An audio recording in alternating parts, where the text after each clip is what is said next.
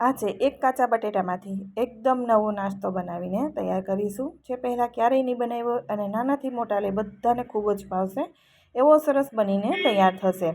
તો સૌથી પહેલાં આપણે કોઈ પણ વાસણ લઈ લેવાનું છે। એની અંદર 2 ચમચી અહીંયા ખાટું દહીં લીધું છે, મીડિયમ ખટાશવાળું, એકદમ વધારે પડતું ખાટું પણ નહીં અને મોરું પણ નહીં।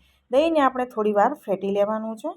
ત્યાર પછી એમાં થોડું મીઠું, 1 ચમચી ખાંડ, જેથી આપણા નાસ્તાનો કલર ખૂબ જ સરસ એવો આવશે, અને 1/4 ચમચી એટલે ચમચીની અણીમાં જે ટોચનો ભાગ હોય એમાં આવે એટલો ખાવાનો સોડા, બેકિંગ સોડા નાખવાનો છે। સાથે 1 નાની ચમચી જેટલું તેલ નાખવાનું છે। બધી જ વસ્તુને એકદમ સરસ રીતે આપણે મિક્સ કરી દઈશું।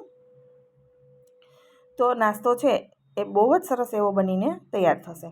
હવે આપણે દહીંને રેસ્ટ ઉપર રાખવાનું છે, કે 5 થી 7 મિનિટ માટે આપણે એને ઢાંકી કવર કરી અને મૂકી દઈશું।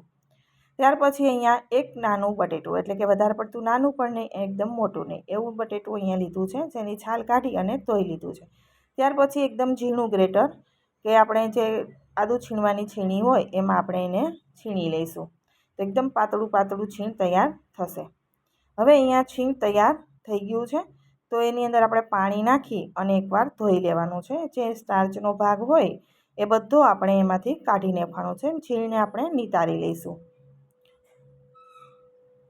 તો અહીંયા મેં નોર્મલ વોટર, જે આપણે સાદું પાણી રોજ વાપરતા હોઈએ એ જ પાણીથી ધોઈ લીધો છે, અને હવે લચ્છાને સાઈડમાં રાખી દઈએ। ગેસ ઉપર પેન રાખી એની અંદર 1 વાટકી, એટલે કે 1 કપ બરાબર, જો તમારી પાસે મેજરમેન્ટમાં કપ હોય તો 1 કપ પાણી લેવું, અને નહીંતર આપણે જે રેગ્યુલર વાટકી નાની ઘરમાં વાપરીએ એ 1 વાટકી ભરી અને પાણી લેવાનું છે। સાથે આપણે ધોયેલું બટેટાનું છીણ એની અંદર નાખી દઈશું। ગેસની ફ્લેમ મીડિયમ રાખીશું। બટેટાનું છીણ નાખી આપણે મિક્સ કરી દઈશું। ત્યાર પછી નાખીશું મરચાંની કટકી, તીખાશ જોઈએ એ પ્રમાણે મરચાંની કટકીનો ઉપયોગ કરવાનો। સાથે છીણેલું આદું નાખ્યું છે, અને આપણે નાખીશું હવે લીલા ધાણા। સાથે આપણે અજમો નાખીશું, જેથી સ્વાદ પણ સરસ આવશે અને પાચન માટે પણ ખૂબ જ ઉપયોગી। તો 1/2 ચમચી જેટલો આપણે અજમો છે હાથથી મસળીને નાખી દઈશું। હવે તમને સફેદ તલ પસંદ હોય તો એ પણ લઈ શકાય।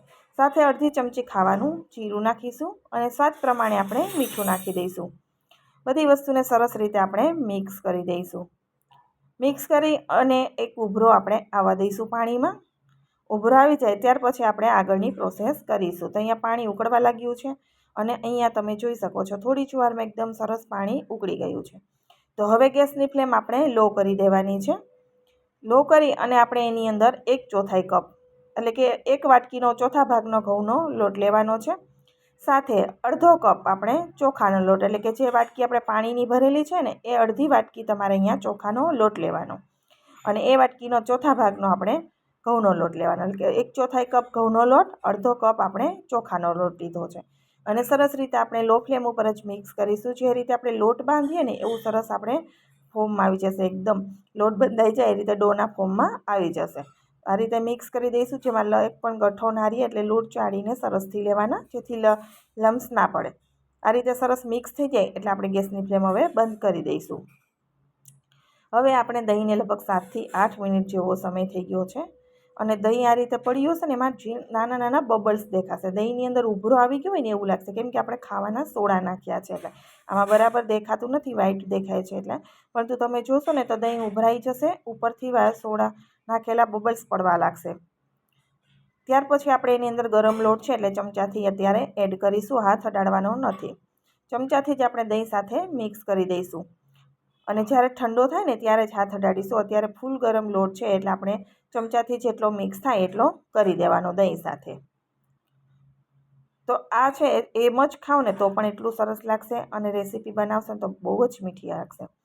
હવે ઠંડુ થયા પછી આપણે જે ચમચાની અંદર ચોટેલો છે એ બધો લોટ આપણે લઈ લઈશું, અને હાથ તેલવાળા ગ્રીસ કરી અને પછી આપણે એને લોટ બાંધીશું, જેથી આપણા હાથમાં ચોટે નહીં।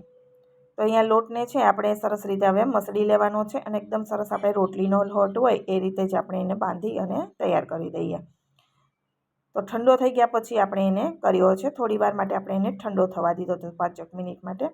તો અહીંયા સરસ એવો તમે જોઈ શકો છો, આપણે હાથમાં પણ લઈ અને મસળીને તૈયાર કરી શકાય એવો સરસ લોટ બનીને તૈયાર થઈ ગયો છે। અને પછી એકવાર તેલવાળા હાથથી તમે આને મસળી તૈયાર કરી દેશો ને પછી હાથમાં ચોટશે પણ નહીં, એવો સરસ તૈયાર થઈ જશે।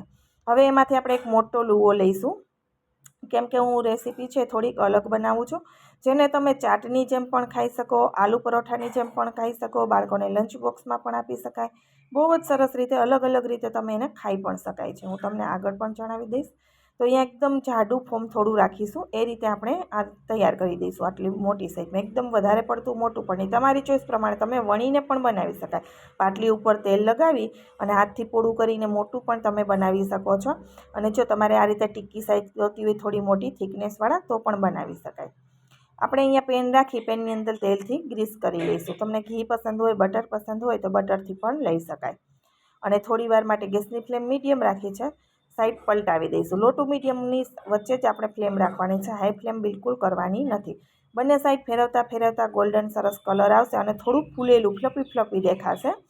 ત્યાર પછી આપણે એને ઉપરથી લેયર ક્રિસ્પી થઈ જશે, અંદરથી પોચું એકદમ સરસ એવું તૈયાર થાય. તો આ રીતે બધા જ આપણે નાસ્તો શેકી અને તૈયાર કરી દઈશું. તો અહીંયા આપણો નાસ્તો બનીને તૈયાર થઈ ગયો છે. ગ્રીન ચટણી, સોસ કે તમે ભેળની જેમ પણ ટુકડા કરી અને બનાવીને ખાઈ શકાય છે. તમને મારો આ એક કાચા બટેટાનો નાસ્તો કેવો લાગ્યો છે એ કોમેન્ટ બોક્સમાં જરૂરથી જણાવજો. વિડીયો પસંદ આવે તો વિડીયોને લાઇક અને શેર કરવાનું બિલકુલ ભૂલતા નહીં. અને મારી ચેનલ ઉપર નવા હો તો સબસ્ક્રાઈબ જરૂરથી કરી દેજો, જેથી રોજ નવા વિડીયોના નોટિફિકેશન તમને મળતા રહેશે. એકદમ યુનિક એવો આપણો નાસ્તો બનીને તૈયાર થઈ ગયો છે. ફરી મળીશું આવા જ નવા વિડીયા સાથે. આવજો.